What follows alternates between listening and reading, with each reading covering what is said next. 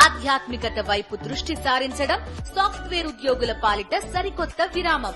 పూర్తి వివరాలకు చదవండి రేపటి సాక్షి దినపత్రిక. విలీన మండలాల్లో వరద పోటెత్తుతోంది. గోదావరి, శబరి నదులు ఉధృతంగా ప్రవహిస్తూ ఉండటంతో 4 మండలాల ప్రజలు తీవ్ర ఇబ్బందులను పడుతున్నారు. వరద నీటిలోనే మగ్గుతున్న ప్రభుత్వ అధికారులు, ప్రజాప్రతినిధులు ఏమాత్రం స్పందించడం లేదని ఆరోపిస్తున్నారు. ప్రతి ఏటా వరద రావటం, నివాస ప్రాంతాలు నీట మునిగి రోడ్డున పట్టం సాధారణంగా మారిందని అంటున్నారు. గోదావరి వరద ముప్పుకు గురికాకుండా శాశ్వత ప్రాతిపదికన చర్యలు చేపట్టాలని చింతూరు వాసులు కోరుతున్నారు. దీనిపై మరింత సమాచారం మా ప్రతినిధి హరీష్ అందిస్తారు.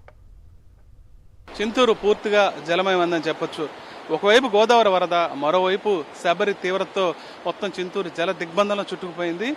కనీసం గ్రామం నుంచి బయటకు కూడా వెళ్లే పరిస్థితి లేదు. ఇప్పుడు మన గ్రామంలోనే ఉన్నాము. శబరి తీరం అంతా, శబరి పరివాహక ప్రాంతం అంతా కూడా పూర్తిగా జలమయం అయిపోయింది. దాంతో చాలామంది బయటికి రాలేని స్థితి. ఆఖరి నిమిషంలో వరద వస్తుందన్న విషయాన్ని వాళ్ళకి చెప్పడంతో ఉన్న ఫలంగా కట్టుబట్టలతో బయటకు వచ్చి రోడ్డు మీద నిలబడాల్సిన పరిస్థితి. ఇప్పుడు వరద నీళ్ళలోనే వీళ్ళంతా చిన్నపిల్లలు సైతం వీళ్ళని బయటకు తీసుకొస్తున్న పరిస్థితి. హాస్పిటల్కి వెళ్ళాను. ఏమైంది అంటే తమ్ము నొక్కడానికి వెళ్ళాను. డాక్టర్ వస్తా రావట్లేదు, ఇంకా అటే ఉంది. చుట్టుపక్కల డాక్టర్లు కానీ ఎవరు అందుబాటులో లేరు. అసలు మీరే హాస్పిటల్కి వెళ్ళాల్సిన పరిస్థితి. శబరి గట్టు మీదకి వచ్చిన పరిస్థితి ఎవరు లేరు, అసలు లేరు. ఎవరు రావట్లేదు. మేము వెళ్ళాం హాస్పిటల్కి. మీరే వెళ్ళారు? ఇలాగే వరద నీళ్ళు నడుచుకుంటూ మేము వెళ్ళాం నడుచుకుంటూ. వీళ్ళంతా కూడా ఏ అవసరం వచ్చినా సరే చిన్నపాటి వైద్యానికి సైతం దూర ప్రాంతాలకు నడుచుకెళ్లాల్సిన పరిస్థితి. కనీసం గట్టు మీద సాధారణ సదుపాయాలు ఏవి కూడా అందుబాటులోకి అధికారులు తీసుకురాలేదు. నిన్న సాయంత్రం హడావిడిగా 7 దాటిన తర్వాత వచ్చి చెప్పడంతో ఉన్న పళంగా గట్టు మీదకి వచ్చి టెంట్లు వేసుకుని ఉన్న ప్రజలంతా కూడా ఏ అవసరం వచ్చినా సరే పునరావాస కేంద్రాలు ఏర్పాటు చేసినా అక్కడికి వెళ్ళినా సరే అక్కడికి వెళ్ళే పరిస్థితి లేదు. ఇక్కడ సామాగ్రి అంతా వదులుకుని తమను తీసుకెళ్లే ప్రయత్నం కూడా చేయడానికి ఒక వాహనం కూడా ఏర్పాటు చేయలేదని చెప్తున్నారు. గ్రామంలో చూసుకున్నా సరే బయటికి వెళ్ళే ప్రతి దారిలో కూడా ఇప్పుడు నీళ్లే ఉన్నాయి. కనీసం ఏమైనా సదుపాయాలు గ్రామంలోకి వచ్చి అధికారులు కానీ ప్రజాప్రతినిధులు కానీ అందజేశారా? సదుపాయాలు అయితే మాకు ఎటువంటి ఏమి ప్రయోజనాలు ఏమి లేవండి. కనీసం తినడానికి కూడా తిండి లేదు, తాగడానికి నీళ్ళు లేదు. అలాంటి అయోమయంలో పరిస్థితులు ఉన్నారండి మా గిరిజన ప్రాంతాలు. ఇంతవరకు ఎవ్వరు కూడా రాలేదు.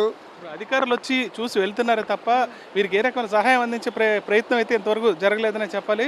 చాలా మంది వరద నీళ్ళలోనే నడుచుకుని వెళ్లాల్సిన పరిస్థితి. మీరు ఎక్కడికి వెళ్తున్నారు? భగవాన్పురం సార్. అక్కడ పరిస్థితి ఏంటి? అక్కడ కూడా ఇలాగే ఉంది సార్, ఇంకా మునిగిపోతున్నాయి. అవును, ఎక్కడ కూడా బోట్లు కానీ కనీసం ట్రాక్టర్లు కానీ ఈ నీళ్లు దాటడానికి ఏర్పాటు చేయలేదు. వరద నీళ్ళు లేదండి, చేయలేదు. అక్కడ కూడా ఏ రకం సదుపాయం అక్కడ లేవు సార్. ఎప్పుడు చెప్పారు వరద వస్తుందని? మొన్నెప్పుడో చెప్పారు సార్, అంతే, చెప్పలేదు. ఇంకా మళ్ళీ అవి వచ్చేసినాయి వరదలు. ఇంకా ఇంటి దగ్గర పరిస్థితి ఏంటి మరి? ఇంటి దగ్గర అంటే మునిగిపోతున్నాయి సార్ మెల్లగా ఒకటి. ఇప్పుడు మనం చూస్తున్నాం చింతూరు ఊళ్ళో పరిస్థితి ఎలా ఉందో. దాదాపు 100 మీటర్ల మేర వరద నీరు ఊళ్ళో ప్రవేశిస్తుంది. దీంతో గ్రామంలో ఉన్న ఇళ్ళు, నివాస స్థలాలు, షాపులు మొత్తం అన్నీ కూడా జలమయ్యాయి. మొత్తం ఇవన్నీ ఖాళీ చేసి వెళ్ళిపోవాల్సిన పరిస్థితి.